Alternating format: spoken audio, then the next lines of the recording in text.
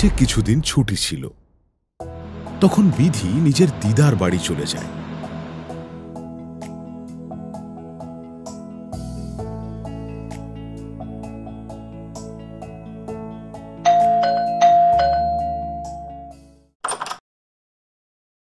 ওকে হঠাৎ করে এইভাবে আসতে দেখে ওর মামা আর দিদা খুব অবাক হয়ে যায়। আরে মা, তুই কখন এলি? আগে থেকে বললে তো তোকে আনতে স্টেশন চলে যেতাম। তোর আজ আসা উচিত হয়নি। আজ তো মা, তুমিও না আবার কি সব কথা শুরু করেছো? কতদিন পর এলো। তাতে কি হয়েছে? আগে থেকে জানলে তোর পছন্দের খাবার বানিয়ে রাখতাম।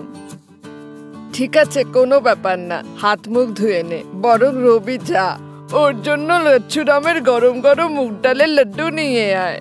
দিদা, তোমার এখনো মনে আছে আমার লচ্ছুরামের মুগ ডালের লাড্ডু পছন্দ? তুই কি ভাবছিস তুই বড় হয়েছিস বলে তোর পছন্দ অপছন্দ ভুলে যাব?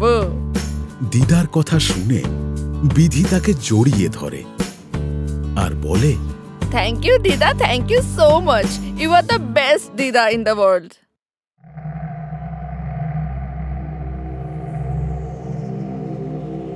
সন্ধেবেলায় ডিনার করার পরে যখন বিধি একটু বাইরে হাঁটতে যাচ্ছিল, তখন তার দিদা তাকে বলল,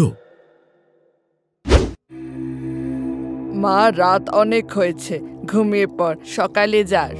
ও দিদা, সবে তো এখন 10টা বাজে। এক্ষুনি চলে আসবো।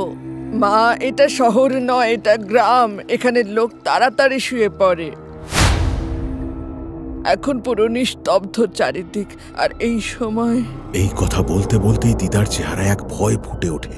নিস্তব্ধ তো কি হয়েছে? কি হবে বাইরে গেলে? তোর বিছানা হয়ে গেছে, আমি তোর পাশের ঘরেই আছি। দরজা কেউ টোকা মারলে দরজা কিন্তু খুলবি না। দিদার এরকম অদ্ভুত ব্যবহার বিধি ঠিক বুঝতে পারে না। যার আশাতে প্রত্যেকবার দিদা খুব খুশি হতো, আজ যেন সেই একটু অস্বস্তিতে পড়ে গেছে। সকালবেলায় এই নিয়ে কথা বলবে ভেবে দিদা চলে যাওয়ার পর বিধি সেই বাইরে হাঁটতে বেরোয়। কিছুটা হাঁটার পর একটা গাছের নিচ দিয়ে যাওয়ার সময় বিধির গায়ের উপর রক্তের ফোঁটা ঝরে পড়ে। সে উপরে তাকিয়ে দেখে, কিন্তু সেখানে কাউকে দেখতে পায় না। আরেকটু এগোতেই তার মনে হয় গাছ থেকে যেন কেউ পড়ল। নিজের মনে বিধি ভাবছিল যে এইসব কি হচ্ছে, যে কিছুই বুঝতে পারছি না।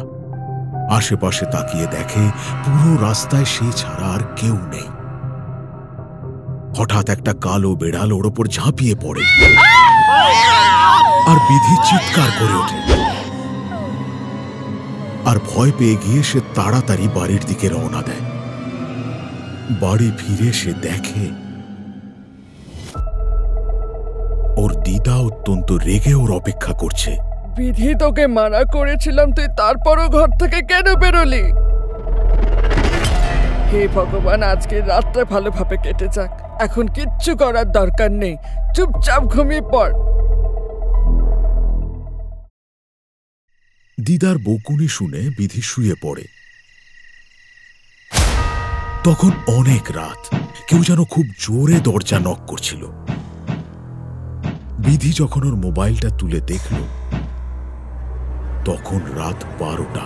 একবার নিজের দিদার বলা কথা মনে করে বিধি আবার চাদর মুড়ি দিয়ে শুয়ে পড়ে। কিন্তু দরজায় আবার সেই আওয়াজ শুনে বিধি উঠে দেখতে যায়,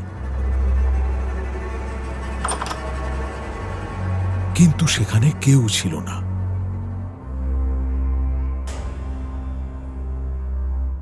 ও যখন দরজা বন্ধ করতে যায়, তখন যেন একটা ঠান্ডা হাওয়া ঘরের ভেতর প্রবেশ করে। বিধির তখন মনে হয় ওই হাওয়ার সাথে যেন কেউ ঘরের ভেতর প্রবেশ করে। সে এদিক ওদিক তাকায়, কিন্তু কাউকে দেখতে পায় না। তারপর সে যখন নিজের খাটে শুতে যায়, তখন ঘরের ভিতর কিছু অদ্ভুত শব্দ শুনতে পায়। ও ভালো করে শুনে, এটা কারো কান্নার আওয়াজ, কিন্তু ঘরে তো ও ছাড়া আর কেউ নেই। তাহলে এই কান্নার আওয়াজ আসছিল কোত্থেকে?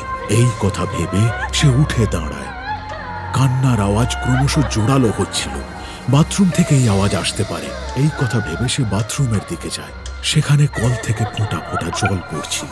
একই রকম নিস্তব্ধতা, তার উপর কারো কান্নার আওয়াজ, আর এখন জল পড়ার আওয়াজ। বিধি ভয় পেয়ে বাথরুমের দিকে এগিয়ে যায়।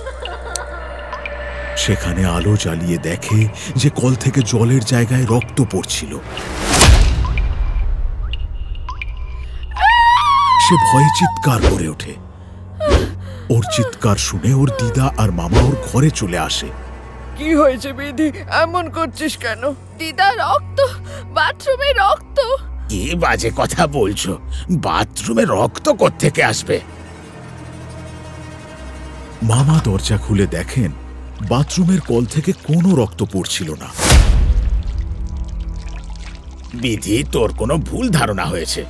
এখানে তো সব ঠিক আছে। দিদা ভয়ে পিছু হটতে থাকে আর বলে, আমি প্রথমেই তোকে মানা করেছিলাম, কিন্তু তুই আমার কোনো কথাই শুনিস না।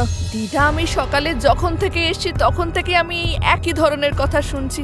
কি হয়েছে খুলে বলো আমাকে। বিধির কথায় স্পষ্টভাবে ওর ভয় ফুটে উঠছিল। আরে তুমিও না, কেন আবার বাচ্চাটার সামনে এইসব কথা বলছো? কিচ্ছু না বিধি, হয়তো ঘুমের ঘোরে কিছু ভুলভাল দেখে ফেলেছিস। যা, তুই দিদার সাথে ঘুমো। স্বাভাবিকভাবে বলার চেষ্টা করলেও তার চোখে মুখে স্পষ্ট ভয়ের ছাপ ছিল। বিধি তারপর ওর দিদার সাথে ঘুমোতে চলে যায়। দিদা বিধির ওপর গঙ্গার জল ছিটিয়ে ওকে রুদ্রাক্ষের মালা পরতে বলে।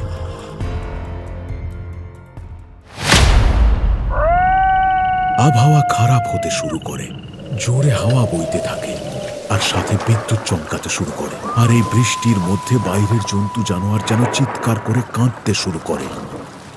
আচমকা শব্দে বিধি যখন বাইরে তাকায়, তখন হঠাৎ বিদ্যুতের ঝলকানিতে সে জানলার পাশে এক ছায়া মূর্তি দেখতে পায়। সে কাছে যায়, কিন্তু কাউকে দেখতে পায় না। হঠাৎ লোডশেডিং হয়ে যায় আর সারা ঘরে ঘুটঘুটে অন্ধকার নেমে আসে। এসব কি হচ্ছে? আমার এরকম ভ্রম তো আগে কখনো হয়নি। আর এই কারেন্টটা এখনই যেতে হলো। অন্ধকারে তো কিছু বুঝতেও পারছি না। ও দিদার পাশে ঘুমানোর চেষ্টা করে, কিন্তু তখনই হঠাৎ কেউ যেন ওর গায়ের চাদর সরিয়ে দেয়। ও নিজে থেকে ঠিক করতে চাইলে কেউ যেন আবার টেনে তা সরিয়ে দেয়। তারপর ভয়ে ও তার দিদার আরো কাছে চলে যায়। পরের দিন সকাল হতে না হতেই ও তার দিদাকে জিজ্ঞাসা করে, দিদা, কিছু তো আছে তুমি আমার থেকে লুকাচ্ছ। কাল রাতে যে ভয়টা আমি তোমাদের চোখে দেখেছিলাম সেইটা আমি নিজে অনুভব করেছি। এইবার তো আমাকে বলো যে কি হয়েছে। বিধির কথা শুনে ওর দিদা এক দীর্ঘশ্বাস ফেলে আর বলে, মা, তোর একটা ছোট্ট ভুলের জন্য কালকের রাতটা আমাদের শেষ রাত হয়ে যেত। মন্দিরের পুরোহিতের দেওয়া রুদ্রাক্ষের মালা, গায়ত্রী মন্ত্র জপের জন্যই আমরা ঠিক আছি।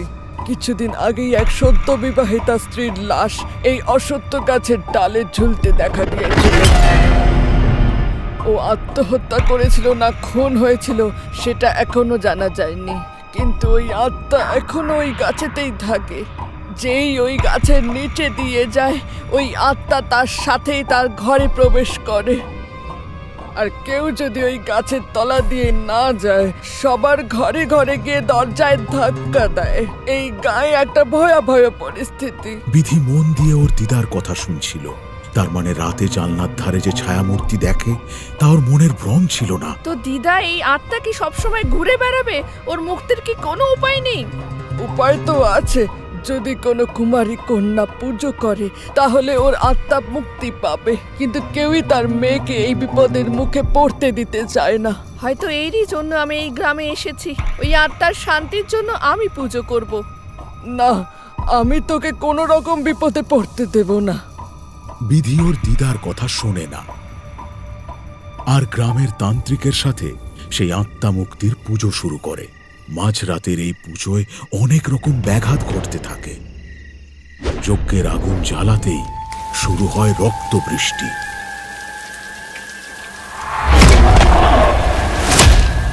আর আগুন নিভে যায়। সাধু বাবা মন্ত্রোচ্চারণের মাধ্যমে আবার আগুন জ্বালায়। তখন প্রচুর চামচিকি ওইখানে উঠতে শুরু করে, পেঁচা কাঁদতে শুরু করে। আর তখনই সেই ভয়ানক ছায়ামূর্তি সেখানে এসে বলে, চলে যাও এখান থেকে, আমি মুক্তি চাই না। এক মুহূর্তের জন্য বিধিও সেটা দেখে ভয় পেয়ে যায়, কিন্তু সাধু বাবার কথায় সে তপস্যা চালু রাখে। সেই ভয়ানক ছায়ামূর্তি বিধিকে ভয় দেখাতে থাকে। সাধু বাবা মন্ত্র পড়ে বিধির চারপাশে এক গণ্ডি কেটে দেয়। সেই ছায়ামূর্তি ওই গণ্ডির ভেতর প্রবেশ করতে পারে না, আর মন্ত্রোচ্চারণের সাথে সাথে সেই ছায়ামূর্তি গলতে শুরু করে। গ্রামবাসীরা একে একে সেই জায়গায় এসে উপস্থিত হয়, আর ওই ভয়ানক আত্মা তখন চিৎকার করে বলে, আমি মুক্তি চাই না, আগে আমার খুনিদের শাস্তি দাও। খুনি? কে তোর খুনি? তুই তো আত্মহত্যা করেছিলি। আমি আত্মহত্যা করিনি, আমার খুন করা হয়েছিল। আমার শ্বশুর বাড়ির লোক বোনের জন্য আমাকে মেরে দিয়েছিল, আর সেই রাতেই আমার লাশ এই গাছের ডালে ঝুলিয়ে দিয়েছিল। ওরা যতদিন না শাস্তি পাবে, আমার আত্মা মুক্তি পাবে না। আত্মার এই কথায় সেখানে উপস্থিত সকলে অবাক হয়ে যায়। তুই আজীবন এই রকম থাকতিস যদি এই মেয়েটা তোর জন্য পুজো করতে রাজি না হতো। এই পুজোর মান রাখ আর এখান থেকে চলে যা, তুই অবশ্যই বিচার পাবি। সাধু বাবার কথায় ওই আত্মা নিজেকে পুড়িয়ে ভস্মে পরিণত হয়, আর সেখান থেকে ধোঁয়া হয়ে উবে যায়। কিছুদিনের মধ্যে গ্রামবাসীরা পুলিশকে সব খুলে বললে ওই মেয়েটির শ্বশুর বাড়ির লোককে গ্রেপ্তার করা হয়, আর তারা শাস্তি পায়, আর ওই ভৌতিক গাছের কাহিনীরও অন্ত হয়।